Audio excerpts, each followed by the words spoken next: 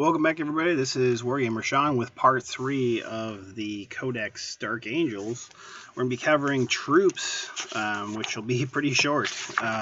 Because there's only 2 entries. The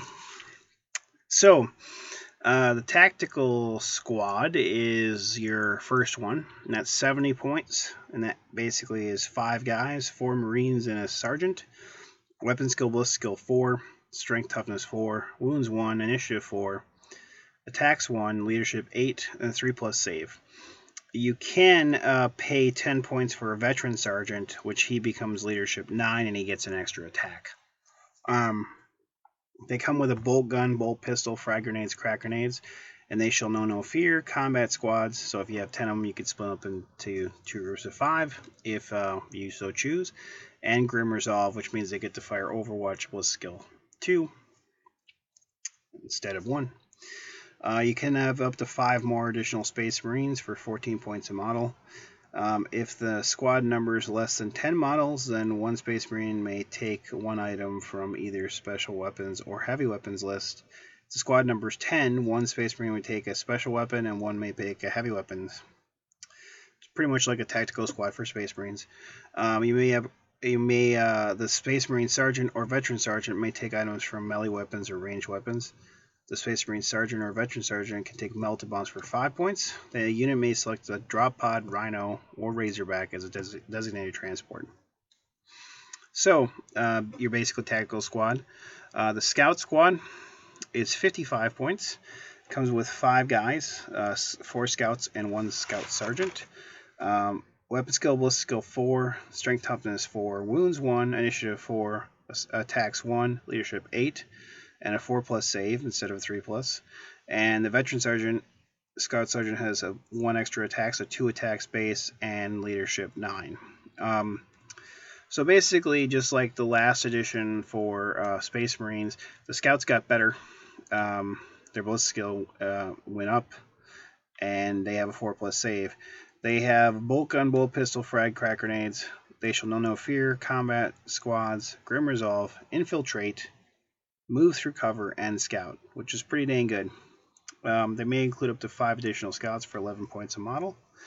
And the entire squad may take camo cloaks for 2 points a model.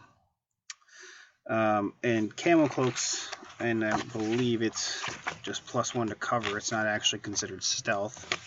So it stacks with stealth, which is just kind of ridiculous. But let me check. Yes, it has +1 to cover save, and if it does not already have a cover save, it gains a 6+ cover save. So basically, it's like stealth, although it's not stealth, so you can still get stealth with it for night fighting.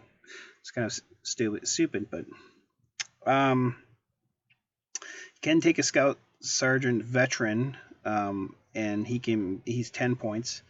1 scout may replace his bolt gun with the following: heavy bolter, and may take hellfire shells. The 8 points for the heavy bolters, 5 points for the hellfire shells. He may take frag and crack missiles and a missile launcher for 15 points, but may take flak missiles also for 10 points, so 25 points for that. I don't know if relying on 1 guy in a scout squad for AA is that great of an idea, so I don't think you're going to see that much. But he may replace his bolt gun with a sniper rifle for 1 point a model. Any model may replace his bolt gun with a Space Marine shotgun or close combat weapon for free. Honestly, I think if you're not going to run them with bolt gun and bolt pistol, honestly, I think the best way to run them is basically taking a close combat weapon. And so you basically got 2 close combat weapons, so they got 2 attacks base, 3 on the charge. Because it's a good way to make it a little like a cheap assaulty unit. Although honestly, for the points, I'd probably just leave it as is. Just take the 4-up save. I mean, 3-up saves are nice, but for the price difference, a lot cheaper to have the 4-up, or potentially have the camo cloaks and make them a lot more survivable. Because it's 2 points more, so that's 13 points a model versus 14 points for your tactical squad. And in cover, it's going to be better. Because let's say you're in like forest, you've got a 5-up cover. Well, now you've got a 4-up cover with with the camo cloaks, if you go to ground, it's a 3-up. If you're in a ruins, you've basically got a 3-up save. If you go to ground, it's a 2-up save. Pretty survivable unit. And I think with scouts getting a little bit of a buff in both Space Marines and Codex, Dark Angels, I think scouts are going to be seen a lot more, just depending on how you run your list. So basically, that's your troop squad. A pretty short video here today because basically there wasn't a lot to talk about with troops, but the next video we're going to go into the elite section for the Dark Angels, and we'll keep on trucking along on the Dark Angel Codex.